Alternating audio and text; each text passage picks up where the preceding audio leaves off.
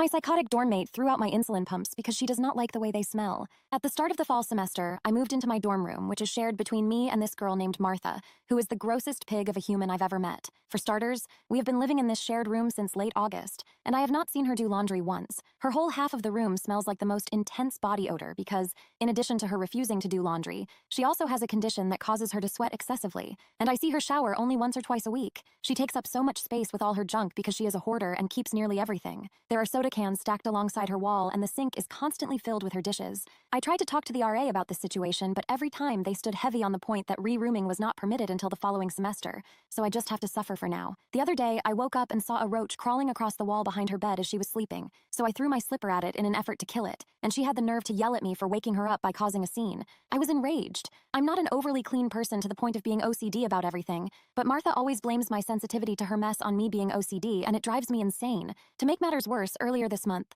Martha adopted a cat and snuck it into our dorm room and has been forcing me to keep it a secret because she does not want to get kicked out of the school. When she brought the cat in, she never got it a litter box, so it had been using her clothing piles as its bathroom. It's absolutely revolting. I would snitch on Martha to the school for bringing a cat into the dorm in an effort to get her in trouble, but I also like the poor thing and don't want it to get kicked back out onto the street or put back into the foster shelter. I ended up buying the cat a litter box with my own money so that the cat could stop doing business all over the room, and Martha got mad at me for that and tried to claim that I was stealing her cat from her. Needless to say, this girl is crazy. Now for some context on what I'm about to tell you. I am a type 1 diabetic and have been my whole life, so I know how to go about things and take care of myself. I keep my insulin in the fridge because that is the way I've been storing it my whole life, and Martha has been made aware of this. Since the start of the semester, she's complained about my insulin taking up too much space in the fridge and freaking her out. She literally said, "I hate feeling like I'm in a hospital room every time I open the fridge." Like, girl. I wanted to tell her how much I hate feeling like I'm at a trap house every time I open the door to our dorm, but held back because there was no point in arguing with her. Earlier today, when I came home, I checked the fridge because I needed to replace my insulin pump and my shelf on the fridge was empty.